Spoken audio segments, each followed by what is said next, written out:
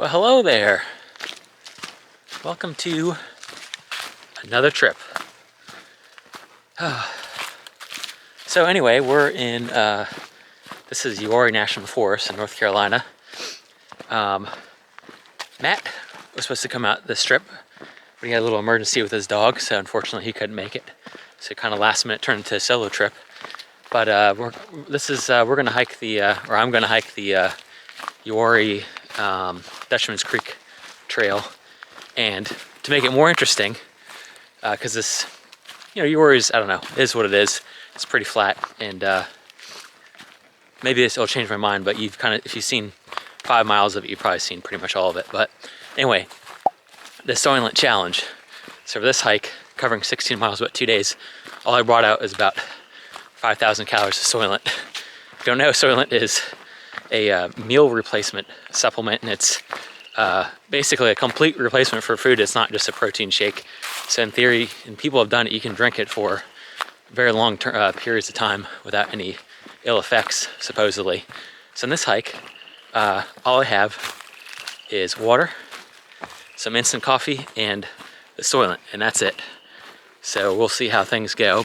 For those of you that don't know, which I guess none of you do, because really, I've never said this before, but I did a through hike of the AT in 2012 by myself. But, you're never quite by yourself, but it's a lot more solo than my other trips have been. So anyway, it's been about 10 years since I've slept outside and just left for a trip completely by myself. So it kind of feels like a new experience, but something to get used to again. So it's gonna be interesting. So anyway, I'm gonna keep going, and we'll see what kind of trouble I get myself into.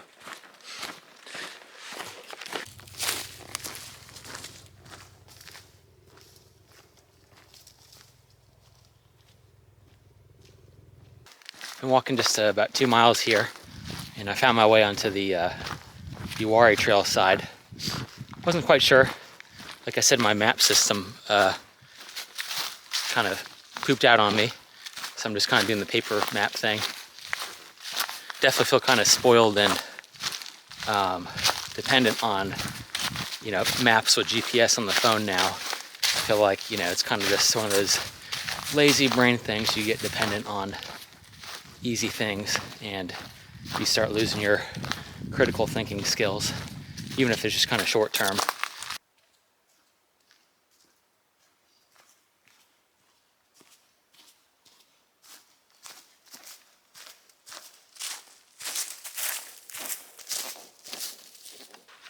So I think I found where I'm staying tonight.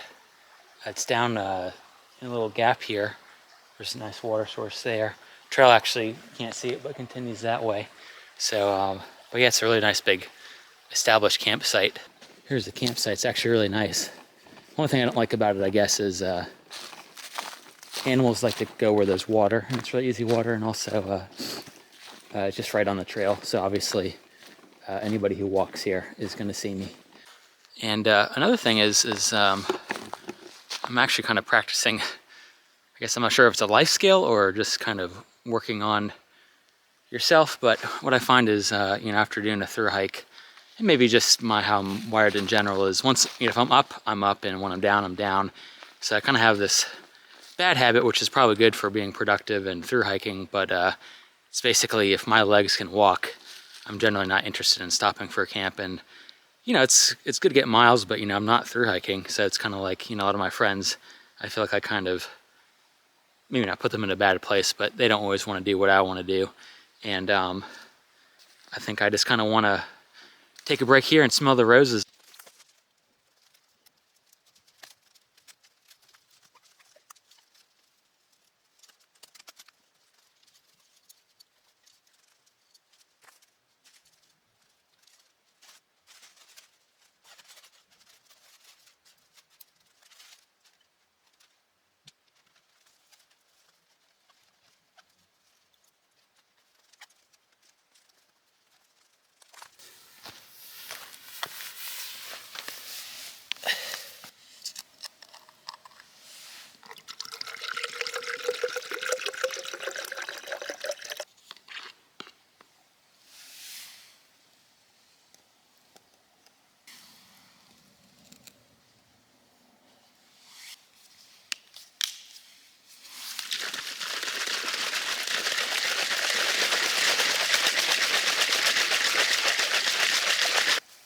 Okay, time for night one's dinner, I guess. So I got my Soylent, about 2 scoops. I guess that's about 600 calories or so. So I might have a little bit more later. But yeah, bottoms up. Here's my second Soylent meal.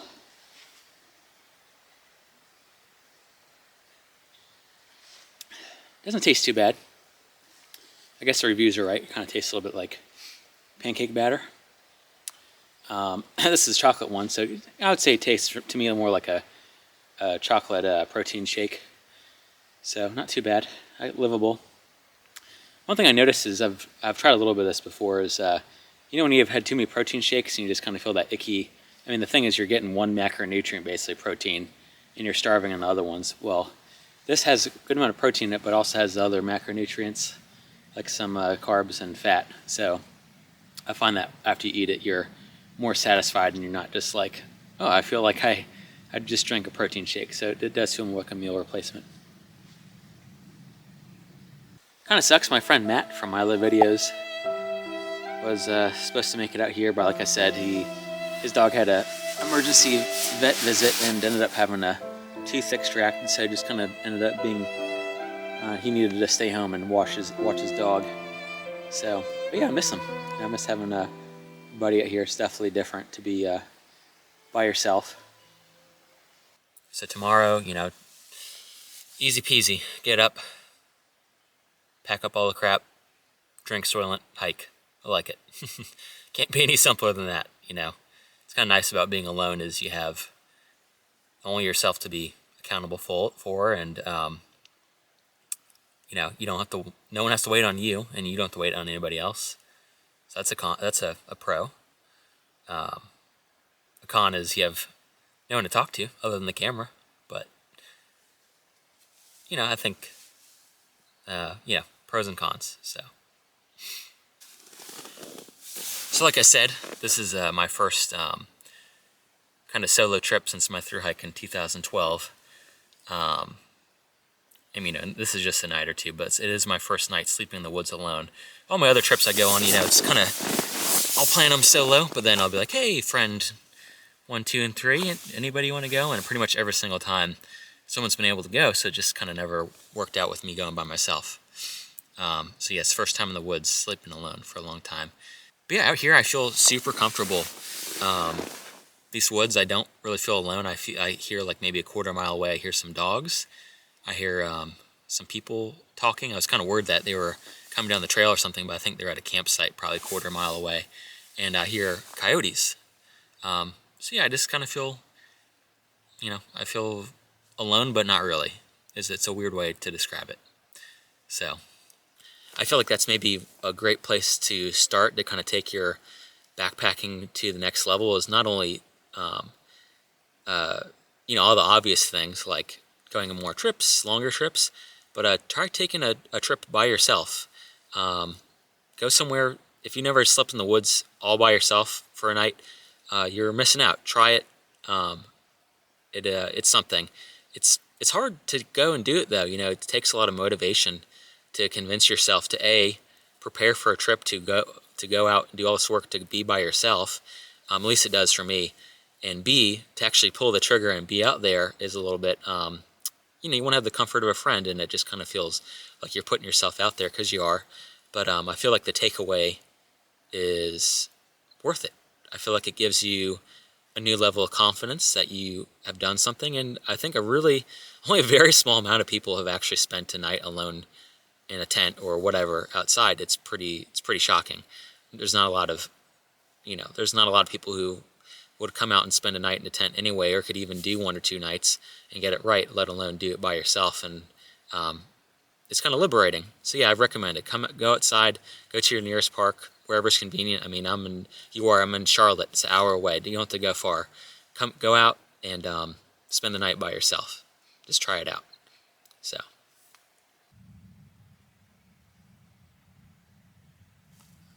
Just heard a bunch of owls hooing. One started, the other one's joined in. Yeah, I guess I missed it. I was kind of hoping it would last a little longer than that, just about 30 seconds or so. But anyway, it's finally 12 o'clock. I'm bored. little bit tired, more bored than tired. So I've been staying up a little too late. So hopefully I can sleep okay tonight. Been staying up way too late. Yeah, try to go to bed, and hopefully I'll have a warm and restful night's sleep. So I'll see you guys in the morning.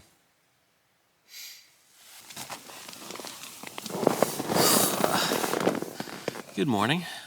It's 9:04. Just kind of waking up. Kind of rolling around the last hour waiting for it to get warm, which it is. Watch says it got down to low about 40 inside the tent. Right now it's about 59 in here, so it's warm. So didn't have the really super great night's sleep. I think I mostly attribute that to just, like I said, I've been staying up super late anyway. So basically, my body didn't want to go to sleep until really, really early in the morning. It's probably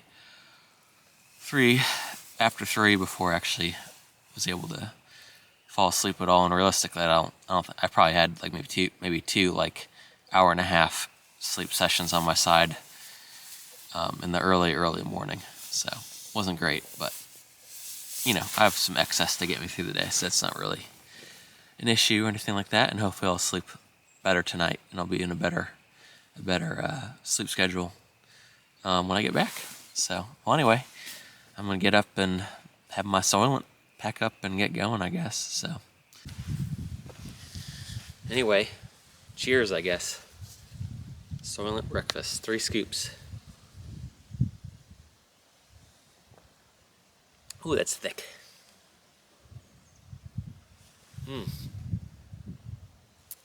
Yeah, it's not doing it for me. Blah.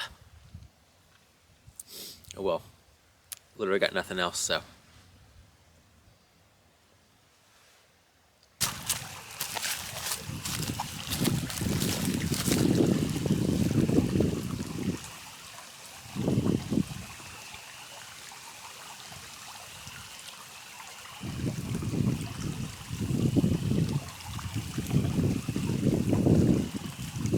Okay, so max tip number 1, you're using a soy or any kind of bladder system fill up, is get yourself a little cup like this. You don't have to buy anything. This is just really a piece of garbage. I think it was like a protein shake I bought, the plastic bottle, and it just helps you scoop up low water sources and get them into your bladder a lot easier. You see people like trying to dunk this little hole into these shallow sources and they can only get a couple ounces. It's gonna make it take forever. So I just cut this plastic cup out here. I put a little handle, a little rope on there that I can attach it to my backpack. You don't have to do that at all. You just, I keep my water system, my cup, on the outside of my my Atmos mesh pocket, and this kept falling out, and I didn't want to be a litter bug, so I put this on there. And I've been doing this for like 10 years now, so this is a good, something I would never go hiking without, is a little water scoop.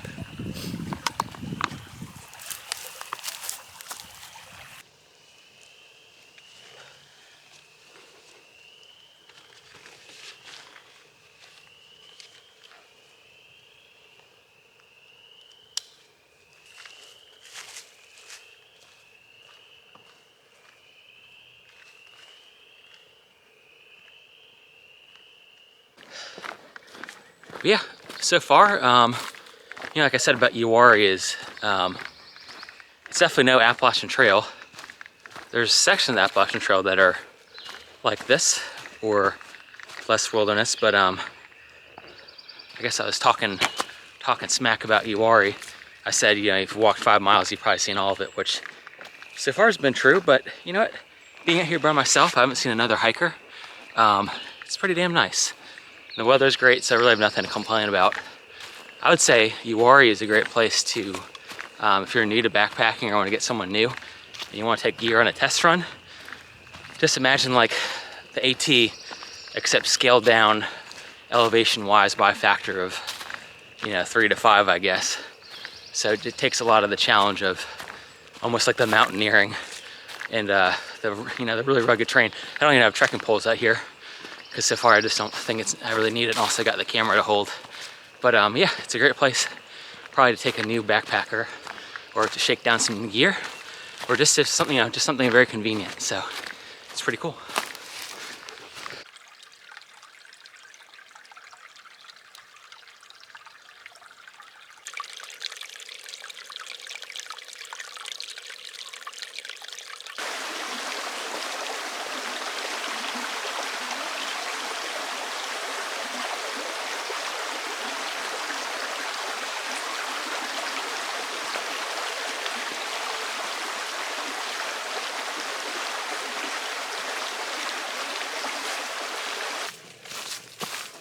Come up on 3 miles, 6 total, or probably 5.5 total. So I'm thinking about maybe I might try to extend my trip and go on another trail and maybe add another 2 miles onto the trip, just so I can not get back to the car tonight would be nice, but we'll see. I definitely want to try to stay off of the roads out here. One thing I got to say about the Yates campground parking area is it's a free campground in Uwharrie, so it's pretty cool. That's actually, I'm not sure if the word is rare, but at least in my experience, a lot of places are not free. You know, you have to pay at least $10 to use a primitive site, but this place is just first come, first serve. But obviously the downside of that is when I was there, it looked like about half the people were probably more realistically living out of their car than they were camping on purpose. So there's a good amount of people there, but it was definitely a little concerning. I'm a little bit worried about my car being a victim of a break-in. Hopefully I didn't just jinx it, but yeah, there's definitely some people there that look pretty hard up. So yeah, hope it doesn't happen.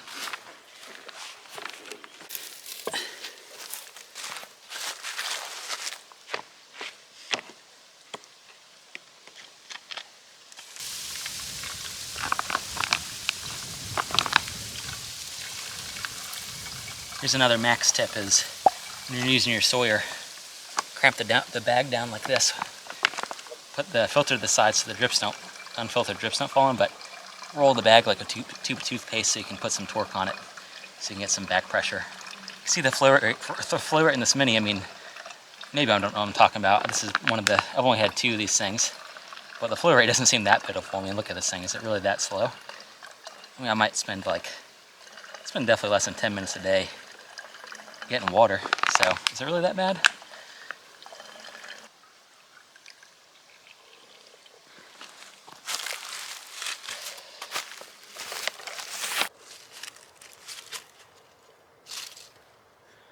Soylent time. Time for a lunch break. Gonna do 2 scoops, about 600 calories or so.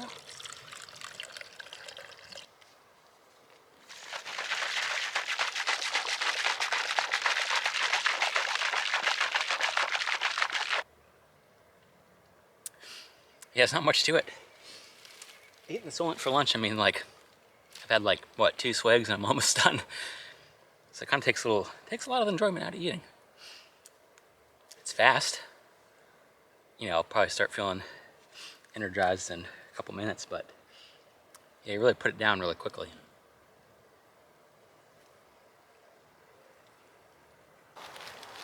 Okay, max tip number 3. This is another obvious one, but especially for the new hikers, is take your shoes off once a day. It makes a huge difference. I mean, I can wear my backpack all day. I mean, a lot of times you'll see me sit down and I won't even take it off. That's one thing, but man, I find this, you know, my feet hurt, and just stopping even just 20 minutes, and what you're gonna do anyway to eat probably, but take your shoes off, let that blood flow down there. And I tell you what, it does a trick. You know, even if you have blisters, it can help things like that. It's amazing. Just getting some blood flow, get the weight off your feet and get that constriction of the shoe off for 20 minutes, half an hour, and your feet feel so much better. This is a great thing to do, is when you're doing like 20 miles a day and you're really pushing for miles and your feet are just starting to kill you. You know, you're starting to take ibuprofen because your feet hurt so bad. Just get off your feet and take your shoes off, and in half an hour you get back on them, especially with the ibuprofen. Or without it, you'll feel like a new hiker. You'll feel like you did 10 miles ago. So tip number 3 is don't forget to take your shoes off once a day for at least half an hour. Okay, so I'm finally getting off the Uwharrie Trail now, because remember I extended my hike a little bit instead of going Uwharrie to Wood Run Road, I took Uwharrie a little farther. So now I'm getting onto this trail called Keyawee for a little bit, and then getting back on Wood Run Road. So I don't know how many miles I added, probably 2 or 3 maybe, not very many, but just wanted to make it so I didn't get back to the car too early today, or if at all. I mean, I want to camp like maybe 3 miles from the car. I don't want to be too close to Yates' place. I guess one thing that's funny that happened was, maybe it's not funny, but the first people I walked across were 2 slightly younger, probably Army guys. I don't know, they're not that much younger than me. I'm like 31. They're probably 25, 26 maybe. But they're in a hell of a lot better shape and all that. And they had trekking poles. Were going up one of the mountains, and the guy said, "Get some trekking poles, they'll change your life." And in my head, my ego is like, duh, I probably have 3,000 miles of using trekking poles. And my ego was irreparably damaged, and I'm not going to be able to get over it personally from being dissed like that. Ah, bathroom, free toilet paper. Nice. Okay, so I found the, okay, first thing is I scored some toilet paper from the bathroom. That'd been a funny shot, me in there taking some toilet paper from the roll. But man, I just can't get enough of that stuff. I always bring, like, I think I bring enough, but I never do. You know, it's like, I feel like when I'm using the bathroom in the wilderness, it's always, I need more than I think. Even though it's like, I see like Darwin and a lot of the other really famous long-term, super experienced long-distance hikers, you know, like Skirka, like, oh, I just use like 1 to polish the rear view mirror, if you know what I mean. And man, I need to use a lot more of it. I think part of it is, you know, they're more willing to kind of do the bidet thing, which I am, but it's kind of like when it's a little bit colder out, it's kind of a hard sell to kind of to put the whole water on yourself like that. But yeah, more toilet paper, I'm good with that.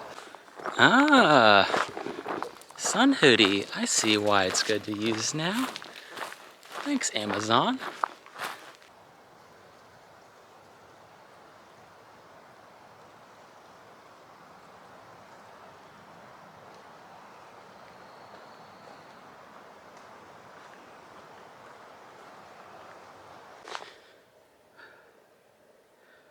So what's up, hiking gang? So normally I like to go into mushrooms, but like I feel like this month, last month or so, there've been like no mushrooms out here. And normally in the wintertime, like there's all kinds of like turkey tail and false turkey tail and stuff, but I did find some dead false turkey tail here, so I'll show you that real quick. This is pretty much the only mushroom I've seen out right now, and it's not like it's even doing that good.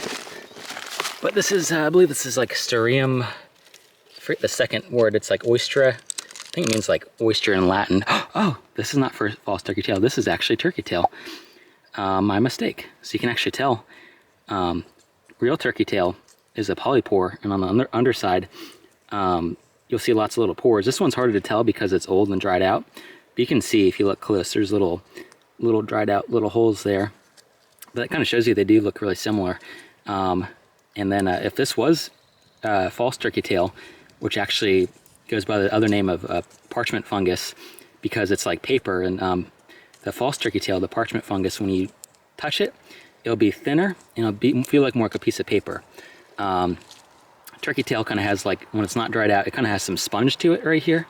This doesn't because it's dried out, but false turkey tail is smooth on both sides. They both kind of have a similar color and shape on the top. I mean, this almost looks like a false turkey tail because it almost looks like a oyster, if you can see that. So the top side can kind of trick you. Sometimes it's dead giveaway looking at the top, but sometimes it's not. So the easiest thing to do, I've found, is you gotta look at the bottom side. You'll see which one it is. So yeah, there's some turkey tail. Oh, got another little water crossing here. So, but it's got some nice steps here, so let's do that. Zoom it around, yeah. Wow. Boom. Not too bad. Well, the water is definitely really convenient, so that's nice. You can need it because it's at least 75 out. With the sun on you, it feels probably like in the 80s. So it's been burning through the water pretty good, especially Also drinking all that Soylent. So.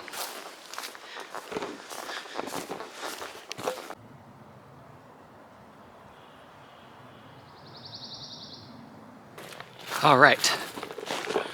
Finally crossing Dutchmans Creek in Uwharrie. So it's kind of like the center of the bow tie, I guess. So it puts me, I don't know, 3.5, 4 miles from the car maybe.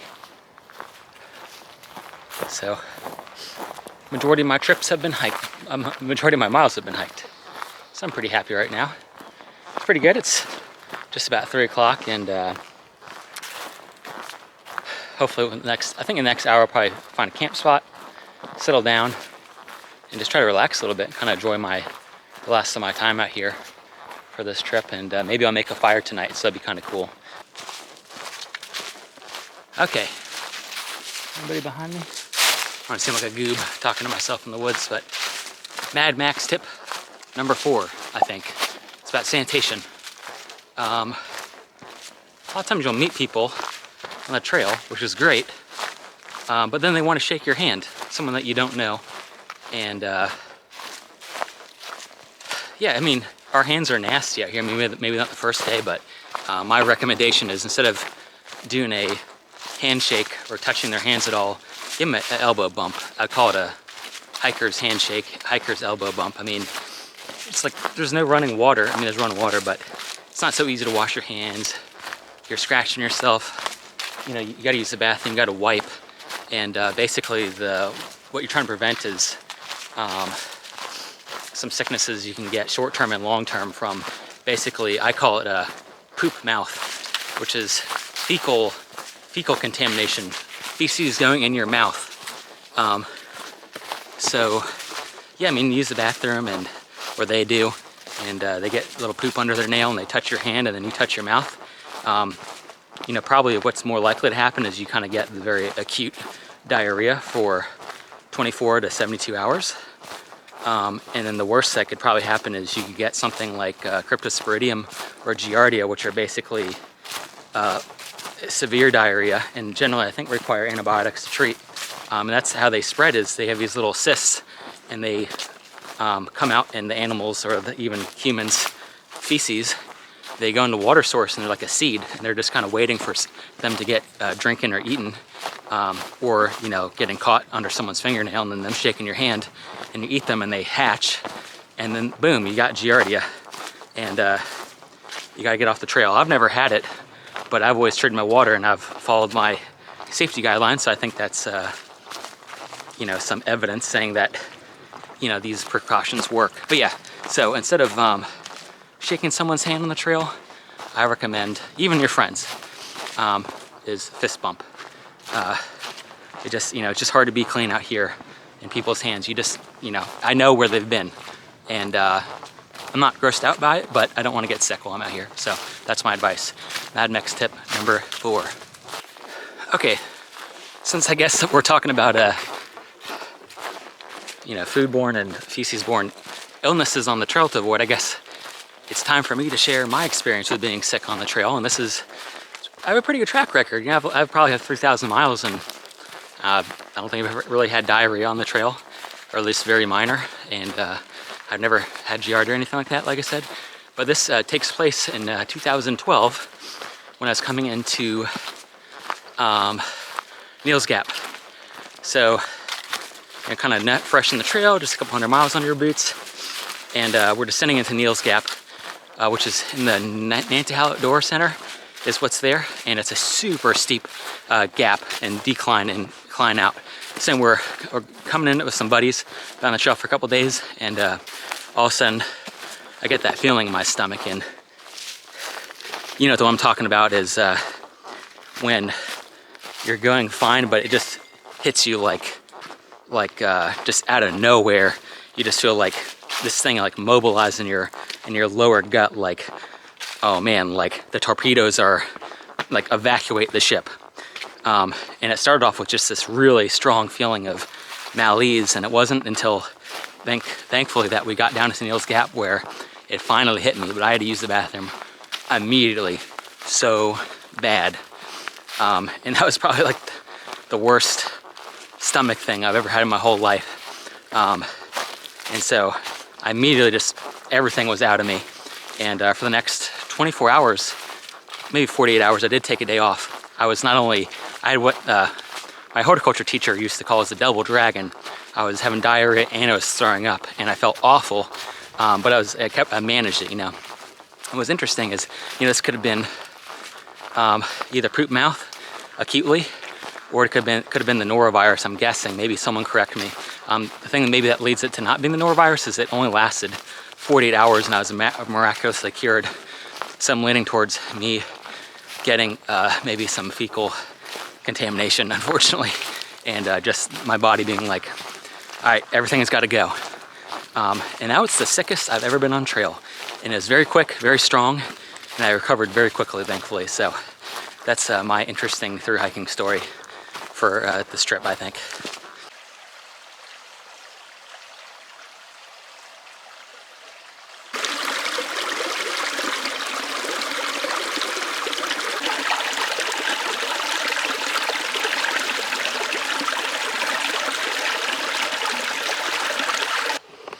All right, got my water for tonight. Got my 2 liters. So I can have all my Soylent and not go thirsty. So I'm just gonna hike up the trail a bit and look for a nice camp spot and put down for the night. So I'm super excited about that.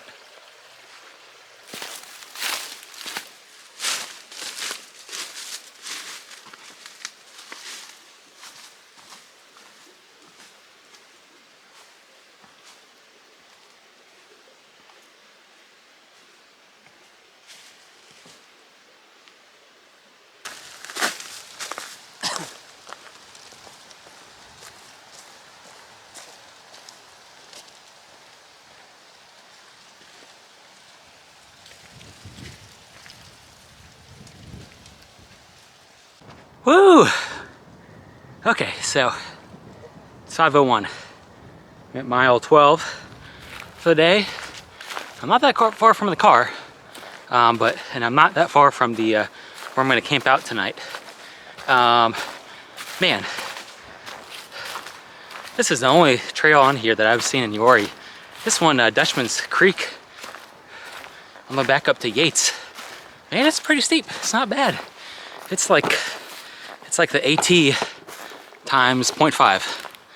I made the mistake of getting water super low down when I had more options, even though on the map. So, you know, I carried a bunch of water uphill, which is super fun.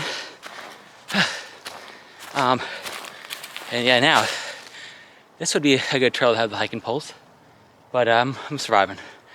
I mean, I've done almost the whole loop now, so it couldn't be more than 4 or 5 miles that are like this. Everything else is pretty tame compared to this. Okay, finally, damn. 13 miles, and I think I finally found my resting spot for the night.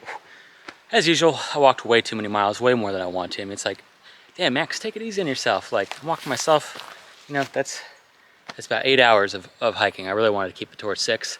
But coming up Dutchman's Creek Trail, there's a lot of very rocky parts, and there's a few campsites up there, but the ground was full of rocks, so you're gonna be sleeping on rocks, and there's no water. There's no leaves, so there's no cover from the sun. You know, there's wind whipping through there. There's no wind block. As soon as that sun goes down, you're gonna get 3 or 4 hours of cold wind come through there. Good luck if I'm gonna do a fire or anything. So that's kind of push through. And what really stinks is there's a big creek running through here, Dutchman's Creek actually. I'm right here at Dutchman's Creek, and I just carried like, you know, 5 pounds of water over the hardest part of the trail. Not for no reason, but I could have basically gone super light and it would have been fine. In my backpack, for some reason, feels like it weighs a ton right now. I feel like someone put a rock in there. So anywho, with the sunlight that I have left, it's 5:45. I have an honest probably 35 minutes, 40 minutes of any reasonable light. I'm gonna set up and chill out. And man, I really want some Chick-fil-a right now or something like that. But all I got is Soylent, so fun. Okay, well, at least I'm at my home for tonight, so not a bad sight.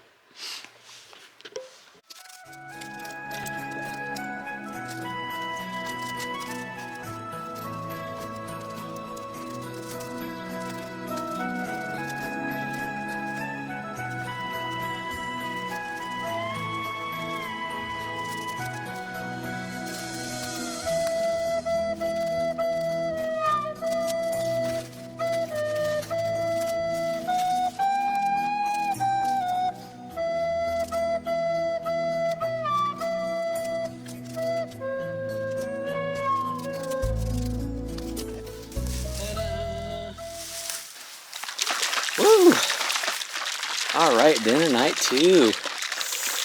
More Soylent. Oh, great. I love this stuff. Oh, man. All in all, I'm hungry. I wouldn't say I'm super satisfied. I do kind of miss chewing.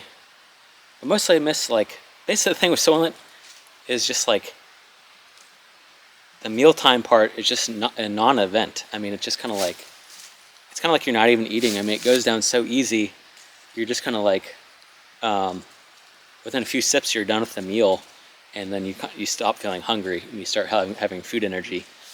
So basically, beyond that, it's almost just like charging a battery than it is eating. So there's definitely a lot to be desired that regular food kind of brings you that I guess drinking a shake just kind of can't. But it's not designed to, so I think it's doing its job. I mean, I actually feel pretty good, other than having to eat this stuff every 2 or 3 hours.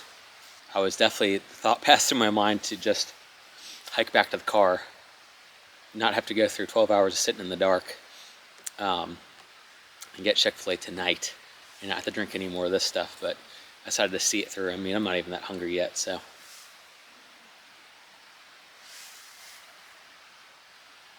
Yeah, I pulled through, set up for the night. I think tonight will be even warmer than last night. Last night was a little bit chilly. So yeah, just hopefully I'll fall asleep better, wake up earlier, and hopefully my car is not broken into when I get back there. So yeah, so for us tonight, I think I might chill out a little bit, and then I might start a fire. And I've got some interesting fire hacks I brought to show off how to start a fire. So.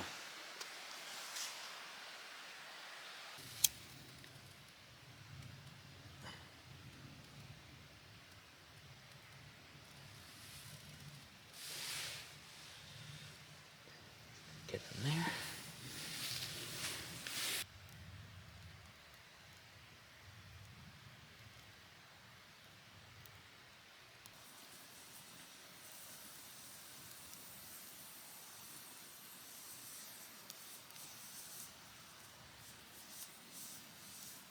All right, so it's about 11:40.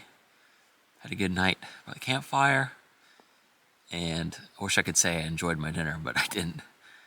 Just been chilling. But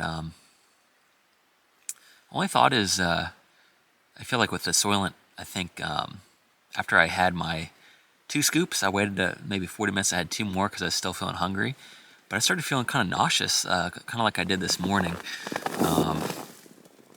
I'm guessing that the Soylent has a lot of protein in it, which it does. It's 13 grams a scoop, and me doing 4 scoops within 40 minutes, probably was too much protein.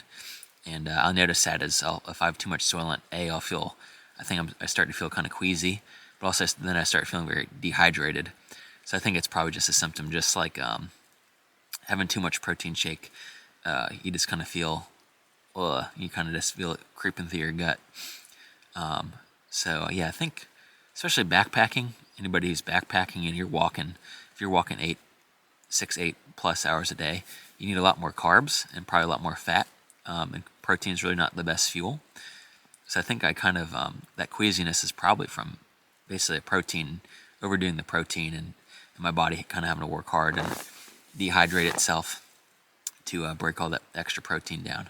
So, but yeah, it's the only really upset I've had with the Soylent. I'm actually just a little bit hungry right now, but I don't want to have another scoop. I don't want to feel bad, and I don't want to drink the water, and I don't want to get up to pee out the water in the middle of the night. So I'm just going to rough it out.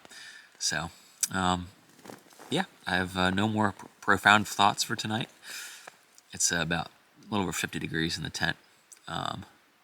So yeah, I'm going to hopefully get a okay night's sleep. So I'll catch you in the morning.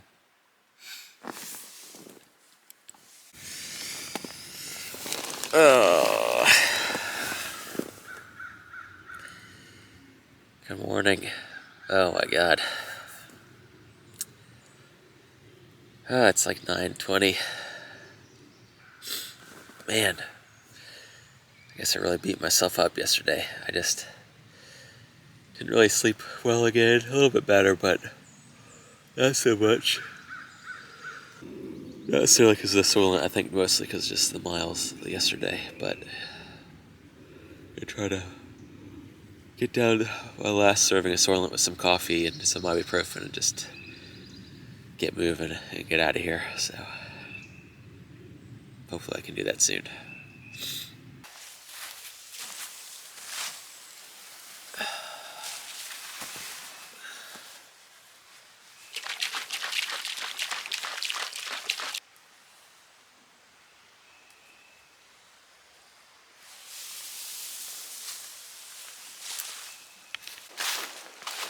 Okay, it's 10:30, almost on the nose. Just leaving Dutchmans Creek campground right at the crossing. Man, really want to get out of here earlier, but I guess I just really beat myself up last night and I needed a lot more recovery time than I thought, as usual, which is one of the reasons why, I said I really wanted to only hike like 6 hours, not 8. I feel like this last 2 hours, you're kind of burning the midnight oil, and when you're up and awake, you're you're basically cashing a check that you can't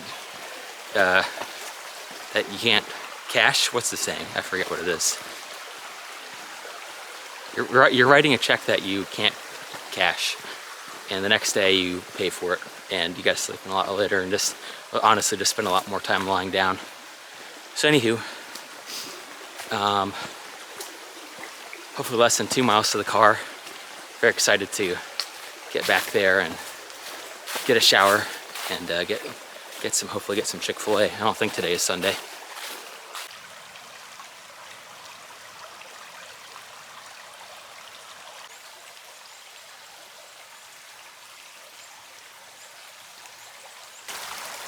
Damn.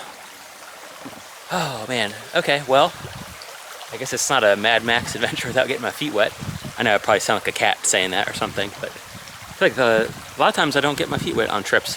Although the last 3 trips, including this one, we did Croatan, and then we did Cumberland Island, and now I'm here doing Uwharrie.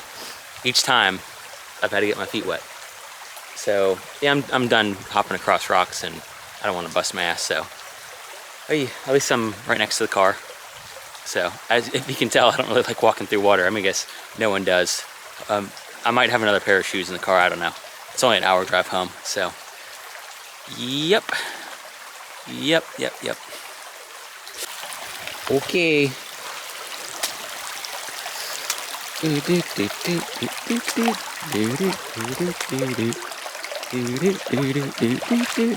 And there's one foot. Oh shit, slippery. Oh shit. Oh, okay. I say my feet got half wet. I feel it coming into both their socks, but not as bad as I thought it was going to be. I thought that was a full submersion. So, but that's why Mad Max and friends, we're trail runners. Can walk them dry, eventually. So, whatever. I guess I would like to say, if you're going to come to, especially Dutchmans Creek and really Uwharrie, I mean, it hasn't rained in a couple days. If it's rained, yeah, like prepare for either, taking your shoes off and doing that a lot, or bring some other alternative to walking in the water, because I feel like there's so many creek crossings. If we got a couple inches, it would just be, all the times I got lucky this trip would be impossible. So I'd say this could probably be a very wet trail with all those creek crossings.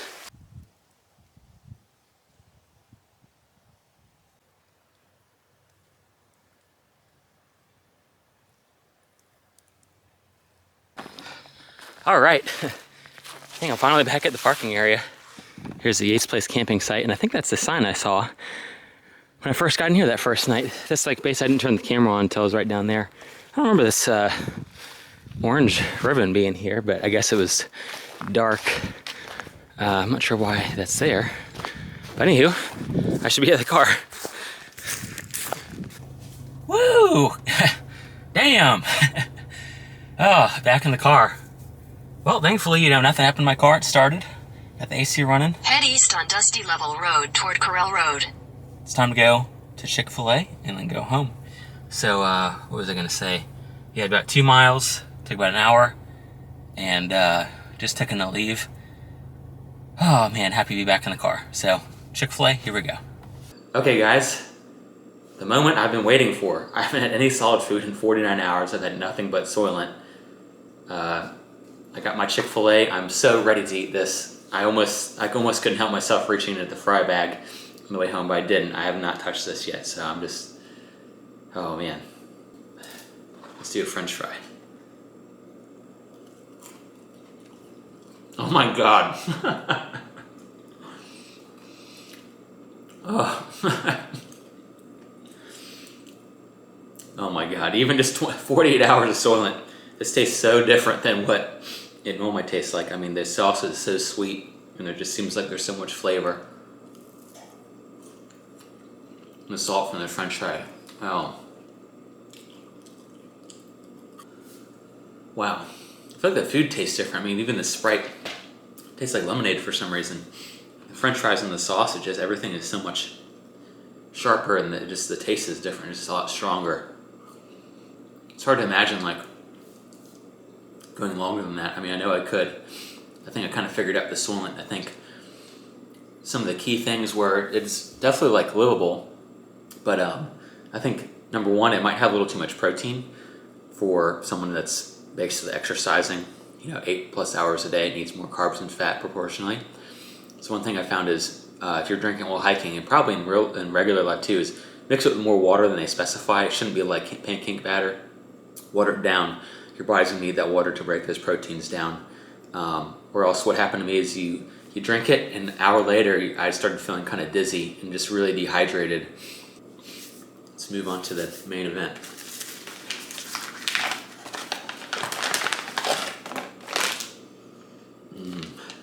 Animal protein.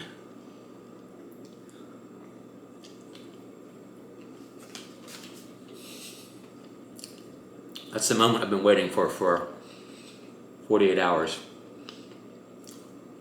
Last night I normally don't fantasize about food when I'm on the trail. I think I've got my diet pretty figured out, but last night I could not stop thinking about biting into a piece of chicken.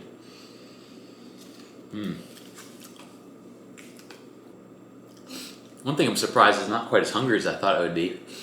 I mean, I definitely was in a calorie deficit. I didn't even finish the whole tub in 48 hours, and so I probably averaged 2,200 calories per day. Walking 8 hours a day, that's not even close. That's probably half of what I probably burned. But yeah, I'm just not super hungry. I mean, it's so rich, it's so satisfying. I'm gonna keep eating.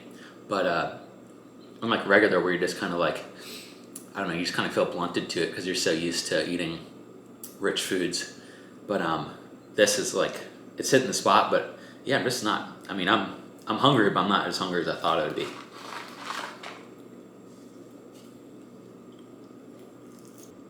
So anyway, I'm gonna wrap this up. I'm gonna finish this meal and go get a shower. But thanks for watching. I hope this was entertaining and maybe informative. And I'll see you on the next trip. So take care.